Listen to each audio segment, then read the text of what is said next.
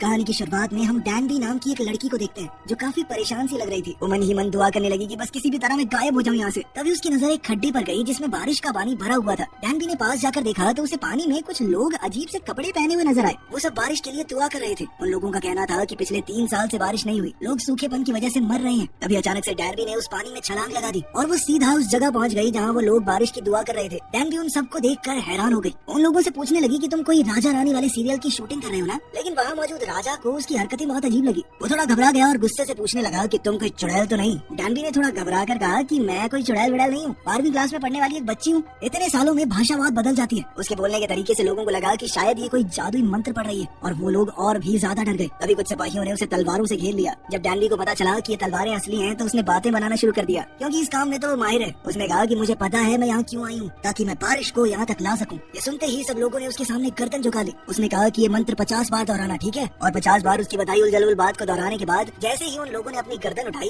डैनबी वहाँ से गायब हो चुकी थी। वो भागते भागते एक ऐसी जगह पहुँच गई जहाँ चारों तरफ धार्मिक कपड़े लटके हुए थे। वो अपने कपड़े बदल कर सबके साथ चलने लगी और जाकर आराम से एक जगह बैठ गई। राजा वहाँ पर लोगों को समझा रहा था कि हमें आलतू फालतू चीजों पर भरोसा करना बंद करना होगा। अगर हमें अपने राज्य के भविष्य को सुधारना है तो हमें साइंस और मैथ्स के ऊपर काम करना होगा। तभी एक प्रीस्ट ने कहा कि ये सब कुछ बकवास है। ये साइंस की मदद से हम कभी कुदरत को समझ नहीं पाएंगे और बारिश न होने की एक ही वजह है, भगवान राजा से नाराज है। अगर बारिश करवानी है तो राजा को रानी के साथ एक खास रस्म पूरी करनी होगी। डैनबी इस मीटिंग में आराम से सो रही थी। तभी उसने देखा कि उसका फोन उसके पास नहीं है, तो उसे ढूंढने बाहर चली गई। लेकिन राजा के खास सिपाही साइतो ने उसे पकड़ लिया और राजा के पास ले गया। जब तक राजा वहाँ पर आता वो सोचती रही कि अगर बारिश हो जाए तो मैं वापस अपने घर जा सकती हूँ। लेकिन फिर उसे याद आया कि पिछले 3 साल से तो बारिश नहीं हुई यहाँ पे। राजा ने कहा कि इस लड़की ने हमें पागल बनाने की कोशिश की है, इसे जीने का कोई हक नहीं है। ये सुनकर डैनबी राजा से अपनी जान की भीख मांगने लगी। उसने कहा कि मैं तो बस एक स्टूडेंट हूँ सर, मुझे तो छोड़ दो। गलती से मैं फ्यूचर से यहाँ पे आ गई, मुझे नहीं पता कैसे। अपनी मौत को सामने देखकर डैनबी के आगे उसकी जिंदगी घूमने लगी कि कैसे वो यहाँ तक पहुँच गई।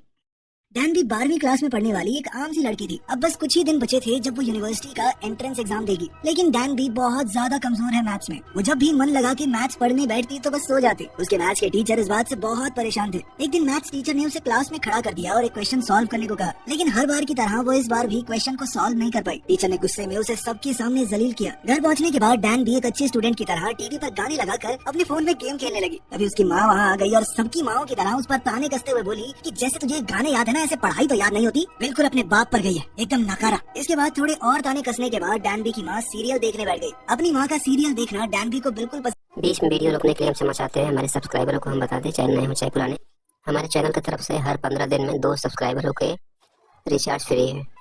इसलिए चैनल को सब्सक्राइब करें, लाइक करें, कमेंट करें। जिसका जितना ज़्यादा कमेंट रहेगा उन्हीं में से 2 सब्सक्राइबरों को 15 दिन में रिचार्ज फ्री रहेगा। तो चैनल को सब्सक्राइब करें, लाइक करें, कमेंट करें। चलिए वीडियो देखते हैं। नहीं था, इसीलिए वो कमरा छोड़कर अपने दोस्त से मिलने चली गई। लेकिन डैनबी के दोस्त ने भी उसे लेक्चर देते हुए कहा कि ये तुम्हारा आखिरी चांस है कॉलेज में एडमिशन लेने का। अगर तुम इस बार भी फेल हो गई तो तुम्हारा फ्यूचर बर्बाद है एकदम। अगली सुबह डैनबी देर से उठी और एग्जाम के लिए भागने लगी। आज वही मेन एग्जाम था। तभी उसकी माँ ने उसे हिम्मत देते हुए कहा कि तुम अपना बेस्ट देना, देखना तुम्हें पक्का अच्छी यूनिवर्सिटी में एडमिशन मिल जाएगा। डैनबी बहुत परेशान थी। सबसे ज्यादा चिंता तो उसे मैथ्स की थी। वो एग्जाम सेंटर पहुँचने तक बस में भी पढ़ती रही। जैसे ही बस रुकी तो बाहर बारिश होने लगी। वो जल्दबाजी में अपना छाता लाना भी भूल गई थी और जल्दी से भीगते हुए एग्जाम सेंटर की तरफ भागने लगी। जैसे ही वो एग्जाम सेंटर के बाहर पहुंची उसकी धड़कनें और तेज हो गई। वो इस एग्जाम के लिए बिल्कुल तैयार नहीं थी, तो उसे अब पैनिक अटैक्स आने लगे। फेल होने के डर से वो वहाँ से भाग गई। डैनबी बारिश में ही बैठी रही। तभी उसे वो गड्ढा दिखा जिसमें कूद कर वो यहाँ आई थी। डैनबी ने राजा को साबित करने के लिए कि वो फ्यूचर से आई है, हिस्ट्री के बारे में चीजें बतानी शुरू की। लेकिन अफसोस बात नहीं बनी। फिर उसने थोड़ा दिमाग लगाकर झूठ कह दिया कि मैं मैथ्स में बहुत अच्छी हूँ। तभी राजा ने तलवार नीचे कर ली और कहा कि साबित करके दिखाओ।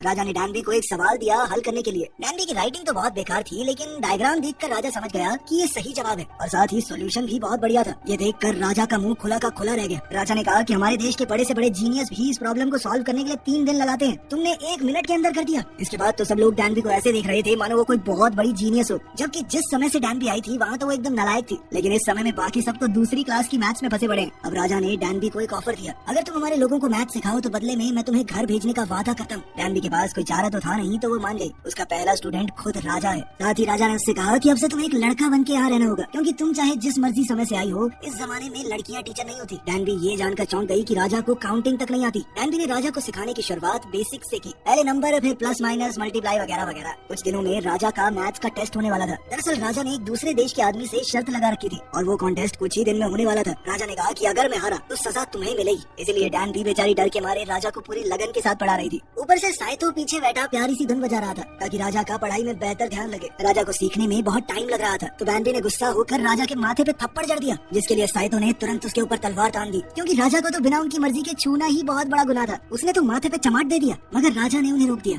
साथ ही उसने रानी को आते हुए देखा और ये देखते ही राजा ने सारे मैथ्स के पेपर छुपा दिए और ऐसे एक्टिंग करने लगा कि वो म्यूजिक सीख रहा है। एक दिन खाना खाते वक्त राजा को महसूस हुआ कि डैनबी उसे काफी देर से देख रही है, तो उसने डैनबी को भी खाने के लिए न्योता दे दिया। लेकिन डैनबी को वो खाना पसंद नहीं आया। जब राजा ने कहा कि अच्छा तो है, क्या कमी है इसमें, तो डैनबी उसे अपने साथ किचन में ले गई और उसके पास एक पैकेट इंस्टेंट नूडल्स का पड़ा था। राजा को वो थोड़े ज्यादा मसालेदार लगे लेकिन टेस्ट बहुत ही जबरदस्त था। जब डैनबी ने कहा कि मिर्च ज्यादा लग रही है तो पानी पी लो, तो राजा ने मना कर दिया और सुड़प सुड़प करके सारे नूडल्स साफ कर दिए। अगले दिन सब लोग राजा के चीखने की आवाजें सुन रहे थे। डैनबी जल्द ही राजा को देखने गई कि क्या हो गया इसे। उसने देखा कि राजा के चेहरे पर कुछ लिख कर लगाया गया था ताकि उसके ऊपर हुआ काला जादू टूट जाए। डैनबी ने ताबीज राजा के कान से हटाते हुए कहा कि देखो सर, आपका पेट खराब हुआ है ज्यादा मसालेदार नूडल्स खाने की वजह से। आपके पेट को आदत नहीं है उस सबकी। काला जादू नहीं किया किसी ने, मसाले की वजह से बस थोड़ा स्टमक अपसेट है। राजा ने पूछा ये स्टमक क्या होता है, जिसके बाद डैनबी ने राजा को शरीर के अंगों के बारे में बताया कि यहाँ पर एक हार्ट होता है, यहाँ पर किडनी वगैरह वगैरह। साथ ही उसने राजा को हार्ट बीट सुनाने की कोशिश की, लेकिन राजा कहने लगा कि मुझे कुछ महसूस नहीं हो रहा। तो डैनबी ने राजा से कहा कि जिस दिन आपको किसी से प्यार होगा ना, तब दिल थोड़ा तेजी से धड़केगा, उस दिन आसानी से महसूस हो जाएगी। डैनबी के पास उस समय के लोगों के हिसाब से बहुत ज्यादा ज्ञान था। ये देखकर राजा बहुत इंप्रेस हुआ। इसके बाद तो राजा ने कहा कि अब से तुम हमारे सारे स्कॉलर्स को पढ़ाओगी, सिर्फ मैथ नहीं बल्कि साइंस और खेती के बारे में भी। उस रात राजा ने उसे एक संतरा खाने को दिया, जिसके बाद डैनबी ने राजा का शुक्रिया अदा किया और फटाक से उसे खा गई। ये देखकर राजा को बहुत गुस्सा आया। उसने कहा कि ये फ्रूट तुम्हें 3 दिन में खाना चाहिए था, तुम्हें पता भी है ये फल कितना कीमती है, कदर नहीं है तुम्हें चीजों की। डैनबी ने जवाब दिया कि इतना ड्रामा करने की कोई जरूरत नहीं है, एक संतरा ही तो था, क्या बड़ी बात है इसमें। कुछ देर बाद वो दोनों महल में बॉल के साथ खेलने लगे। आज राजा बहुत सालों बाद इतनी देर भागे थे। एक दूसरे के साथ इतना समय बिताने से वो दोनों अब काफी करीब आ गए थे, यहाँ तक कि रानी को भी अब डैनबी से जलन होने लगी। राजा उसे मना ही रहा था कि तभी एक थकी हारी डैनबी के हाथ से बॉल गिर पड़ी और वो कुछ अजीब सा बर्ताव करते हुए नींद से चूर होकर नीचे गिर पड़ी। जैसे ही वो नींद से उठी तो उसने राजा से माफी मांगना शुरू कर दिया, लेकिन राजा ने कहा कि ऐसा कुछ नहीं हुआ, तुम सब भूल जाओ। इसके बाद वो दोनों सैर पर निकल गए। तब राजा ने उसे कहा कि अगर तुम इस मिशन में कामयाब हो गई तो हम तुम्हें अपने दरबार में अच्छे ओहदे पर रखेंगे और उपहार के तौर पर एक बेशकीमती घोड़ा भी देंगे। डैनबी ने कहा कि मुझे कुछ नहीं चाहिए, मैं पहली बारिश होते ही अपने घर लौट जाऊंगी। राजा ने कहा कि तब तक के लिए मुझे राजा मत समझो, हम दोनों बराबर हैं। लेकिन अगली ही रात एक भयानक हादसा हुआ। डैनबी को राजा का मजाक उड़ाने के जुर्म में हिरासत में ले लिया गया। वो लोग डैनबी को रस्सियों से बांधकर टॉर्चर करने लगे। सबको लग रहा था कि डैनबी एक लड़का है, लेकिन तभी राजा ने वहाँ आकर उसे छुड़ाया। उन्होंने कहा कि ये लड़का बहुत बड़ा जीनियस है, तुम सबका मिला दें, उससे ज्यादा दिमाग है इसके अंदर। जिसके बाद एक प्रीस्ट ने कहा कि अगर ऐसा है तो मैं खुद इसका टेस्ट लेना चाहूंगा।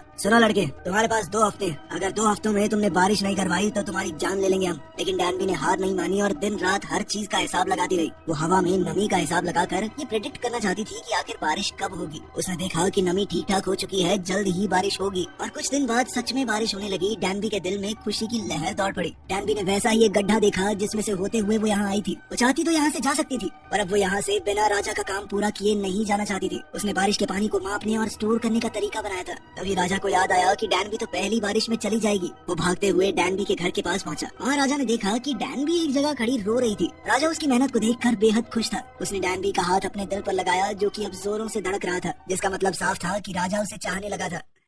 दूसरी तरफ प्रीस्ट ने साइटो को अपने पास बुलाया और कहा कि उस स्कॉलर को मार दो, वो पक्का भविष्य से आया है। साइटो जल्द ही राजा और डैनबी के पास पहुंचा। उसने राजा को बता दिया कि महल में कुछ लोग डैनबी को मारना चाहते हैं। जिसके बाद राजा ने उसे डैनबी को लेकर जंगल में भेज दिया ताकि कुछ वक्त तक वो हमलावरों से बच सके। उधर महल में प्रीस्ट राजा को समझा रहा था कि उस लड़के ने तुम्हें जो कुछ भी सिखाया है वो सब भूल जाओ, हमें अपनी परंपराओं को मानना चाहिए, उस लड़के की फालतू बातों को नहीं। मगर राजा ने उसकी बात को अनसुना कर दिया और डैनबी को ढूंढने निकल पड़ा। जंगल में कुछ दूसरे हमलावरों ने साइटो और डैनबी को देख लिया। साइटो ने जल्दी से डैनबी को घोड़े पर भगा दिया और खुद उनका सामना करने के लिए रुक गया। डैनबी भागती रही और ऐसी जगह जाकर रुकी जहाँ से उसे आगे का रास्ता समझ नहीं आया। तभी उसे राजा की बात याद आई। राजा ने उसे एक बार बताया था कि सूरज उसी दिशा से निकलता है जहाँ उसे जाना है। तो वो सूरज की रोशनी को देखते हुए आगे बढ़ने लगी। राजा पहले ही वहाँ उसका इंतजार कर रहे थे। उस रात वो दोनों एकांत में बैठकर तारे देख रहे थे। डैनबी ने कहा कि फ्यूचर में हमें तारे थोड़े कम ही देखने को मिलते हैं, लेकिन राजा ने बात बदलते हुए कहा कि मैं तुम्हें पसंद करने लगा। मैं एक ऐसी भाषा बनाना चाहता हूँ जिसे सभी लोग आसानी से पढ़ लिख सके। तभी डैनबी को कुछ याद आया। उसने अपनी जेब से एक नोट निकाला। भविष्य में कोरिया के पैसों के नोट पर राजा की फोटो छपेगी। ये देखकर वो समझ गई कि राजा जिंदगी में कुछ तो बहुत बड़ा करने वाला है।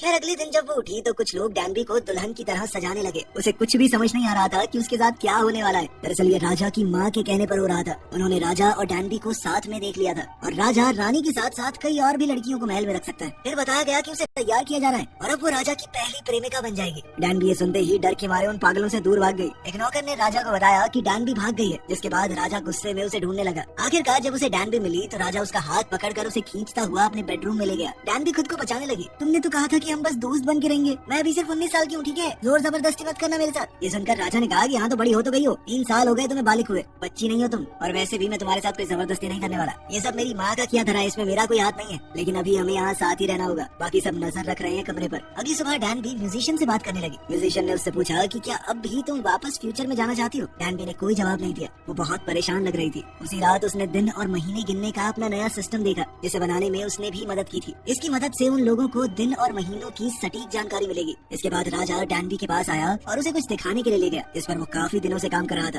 राजा ने कुछ नए अक्षर बनाए थे जिन्हें समझ पाना आम लोगों के लिए भी काफी आसान रहेगा। वो ये नहीं चाहता था कि सिर्फ कुछ गिने चुने लोग ही पढ़े ले। ये कहकर राजा एक दिल टूटे आशिक की तरह वहाँ से चला गया। डैनबी हॉल में खड़ी उसे देखती रही। अभी अचानक पीछे से किसी ने डैनबी के सर पर डंडे से वार किया और उस पूरी बिल्डिंग को आग लगा दी। जब राजा को महसूस हुआ कि कुछ तो गड़बड़ है तो वो अपनी जान पर खेल कर डैनबी को बचाने के लिए भागा।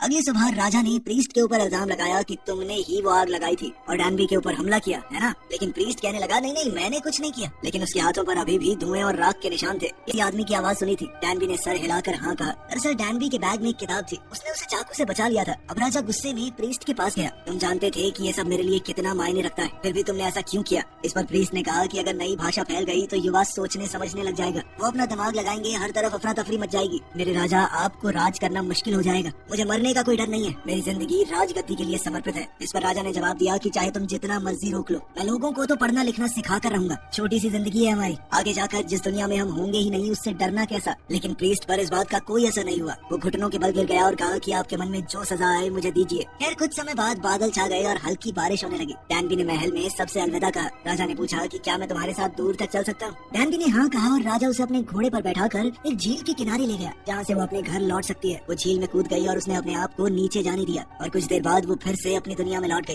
उसने देखा कि अभी कुछ ही सेकंड बीते थे, अभी भी वो एग्जाम दे सकती है, समय है उसके पास। वो दौड़ती हुई एग्जाम हॉल की तरफ गई। टीचर उसका इंतजार कर रहे थे। एंट्रेंस एग्जाम अभी शुरू ही हुआ था। वो अपनी सीट पर बैठ गई और टेस्ट देना शुरू किया। उस दिन जब वो घर आई तो अपनी माँ को देखकर उनसे लिपट गई, उन्हें जोर से गले लगा लिया। डैनबी अब पूरी तरह बदल चुकी थी। खैर कई महीने बीत गए और एक दिन जब वो स्कूल से बाहर निकली तो फिर से बारिश होने लगी। अभी किसी ने उसके सर पर छाता रख दिया। उसने देखा कि जिसने उसके ऊपर छाता किया था वो बिल्कुल राजा जैसा दिखता है। लड़के ने कहा कि तुम्हारा छाता बस में गिर गया था, ध्यान रखा करो, ऐसे तो भीग जाओगी। वो दोनों यूं ही मुस्कुराते हुए एक दूसरे को देखते रहे। वीडियो पसंद आई तो लाइक कर देना, चैनल को सब्सक्राइब कर लेना। मिलते हैं अगली वीडियो में।